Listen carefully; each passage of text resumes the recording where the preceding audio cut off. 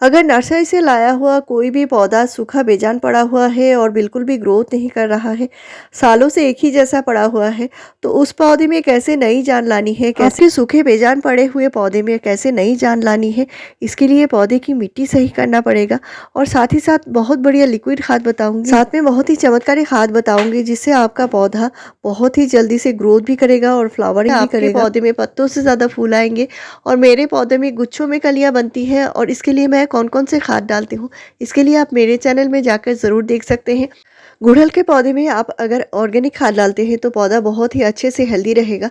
और ये जो गुड़हल का पौधा है, इसको हैवी फीडर प्लांट होता है, तो इसको कम से कम आप 15 डेज़ के गैप में पौधे में बहुत अच्छे से न्यूट्रिशन दीजिए और पौधा बहुत जल्दी से हेल्दी ग्रोथ भी करेगा और फ्लावरिंग भी करेगा।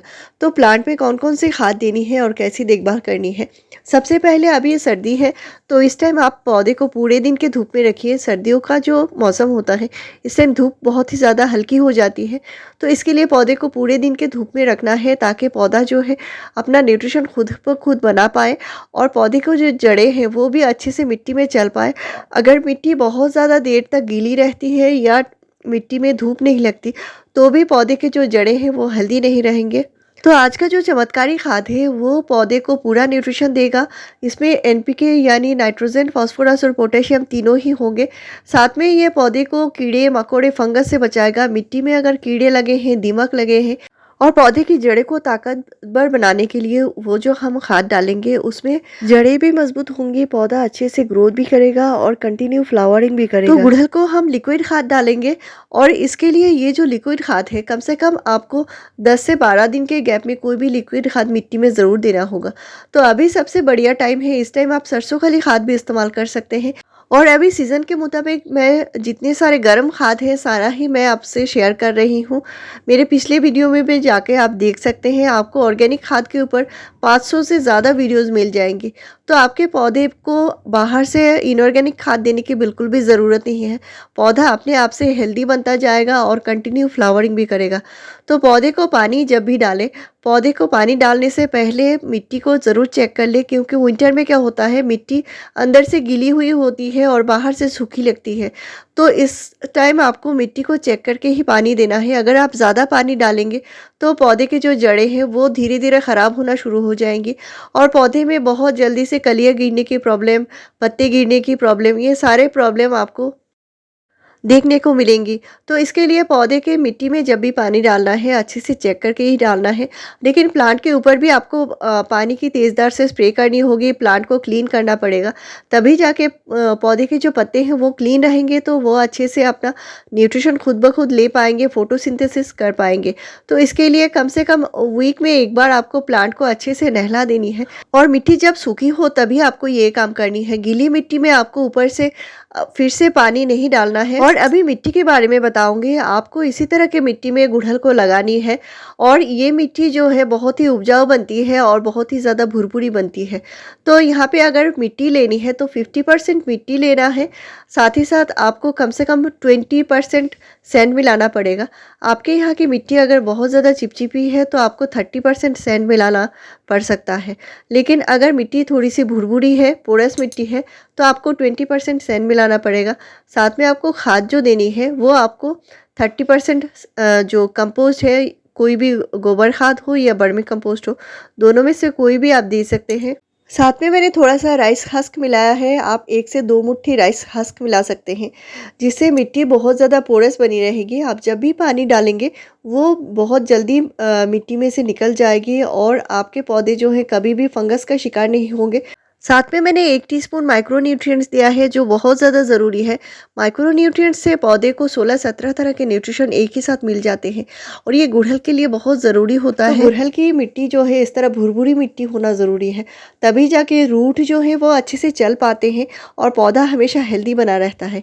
क्योंकि ये हाइब्रिड गुड़हल होते हैं, लेकिन जो देसी गुड़हल होते हैं इनमें इतना ज़्यादा सैंड मिलाने की ज़रूरत नहीं है। आपको 10% सैंड मिलाते हैं तो भी चलेगा और इनमें कंपोस्ट ज़रूर मिलानी है। तो आपका पौधा अगर साल भर से पुराना हो चुका है, एक ही पॉट में लगा हुआ है और इसमें जड़ें भर चुकी हैं, तो उनको बड़े पॉट में ज़रूर शिफ्ट कीजिए, नहीं तो पौधा कभी भी अच्छी ग्रोथ नहीं कर पाएंगे और फ्लावरिंग तो दूर की बात है। यानी मिट्टी और कंपोस्ट देकर इनको बड़े साइज़ के पॉट में ज़रूर लगाइए। तो यहाँ पे मैंने खाद बनाने के लिए जो लिया है ये है चाय की पत्ती। और चाय पत्ती तो आप जानते ही होंगे बहुत ही बढ़िया है हमारे पौधे के लिए। और आप कोई सा भी कंपनी का चाय पत्ती ले सकते हैं। अगर आपके पास ये चाय पत्ती नहीं है, ग्रीन टी है, तो उसका भी आप इस्तेमाल कर सकते हैं। तो चाय पत्ती में भरपूर मात्रा में नाइट्रोजन, फास्फोरस और पोटेशियम होता है। साथ ही साथ इसमें बहुत अच्छी मात्रा में एक टैनिन एसिड पाया जाता है, जो मिट्टी को एसिडिक बनाए रखती है। और आपका कोई भी गुड़हल का पौधा अगर बहुत दिनों से फ्लावरिंग बिल्कुल नहीं कर रहा है, तो उसमें ये खाद ज़रूर दे सकते हैं, ताकि पौधे को पूरा न्यूट्रिशन मिले और पौधा जो है हेल्दी फ्लावरिंग भी करना शुरू करे। तो यहाँ पे मैं साथ में ले रही हूँ नीम खली।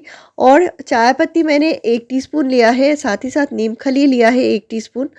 और नीम खली में जो होता है बहुत अच्छी मात्रा में नाइट्रोजन होता है, साथ ही साथ इसमें बहुत सारे माइक्रो न्यूट्रिएंट्स भी होते हैं।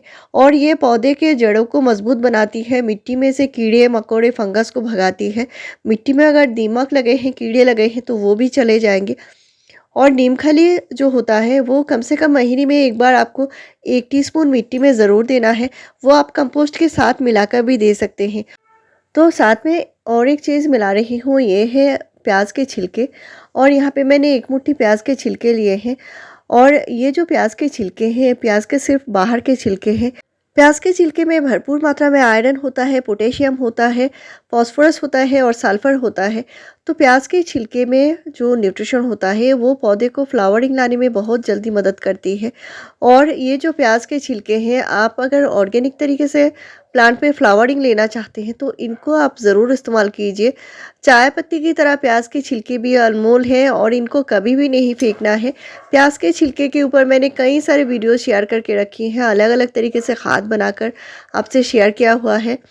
और ये प्याज के छिलके फ्लावरिंग लेने के लिए बहुत ज़्यादा ज़रूरी है। तो अलग अलग तरीके से आप इनका इस्तेमाल कर सकते हैं। तो इनको भिगा कर रखना है और किसी भी छायादार जगह पर रखना है। तो 1 लीटर पानी में इनको मैंने डुबा कर रखा है। इनको मैंने 12 घंटे के लिए इनको डुबा कर रख दिया है। और ये जो खाद है बहुत ही ज़्यादा ताकतवर है। तो अगर आप 1 लीटर खाद बनाते हैं तो कम से कम 3 से 4 लीटर नॉर्मल पानी मिलाकर पौधे में डाल सकते हैं। लेकिन इनको छानना पड़ेगा, छानना बहुत ज़रूरी है। चाय पत्ती को डायरेक्ट कभी भी पॉट में नहीं देना है। चाय पत्ती को कैसे खाद बनाकर पौधे में डालनी है, इस पर मैंने कई सारी वीडियोस पहले से शेयर करके रखी है। तो इनको मैं छान रही हूँ और छान के ही देना है। तो पौधे की मिट्टी जो है वो थोड़ी सी सूख जाए, इसके बाद ही आपको देना है। गीली मिट्टी में कभी भी खाद नहीं देना है। और खाद आप देख सकते हैं बहुत ही बढ़िया चमत्कारी खाद बनकर रेडी है। तो इस खाद का इस्तेमाल करके आप प्लांट में बहुत बढ़िया फ्लावरिंग ले सकते हैं। तो मैंने इसको अच्छे से छान लिया है और डाइल्यूट भी कर लिया है। अगर 1 लीटर खाद बनाते हैं तो कम से कम 3 से 4 लीटर नॉर्मल पानी मिलाइए। और सभी गुड़हल के पौधे में ज़रूर से देना है, तभी जाके आपके पौधे में भर भर के कलियां बनेंगी। और मैं अपने गुलाब में भी दे रही हूँ, आप अपने गुलाब में भी दे सकते हैं। बहुत बढ़िया फ्लावरिंग आपको मिलेगी। और 15 डेज़ के गैप में आपको फिर से रिपीट करना है। और ऐसे ही बढ़िया जानकारी पाने के लिए मेरे चैनल को ज़रूर सब्सक्राइब कीजिए, लाइक शेयर और कॉमेंट कीजिए। वीडियो पूरा देखने के लिए थैंक यू।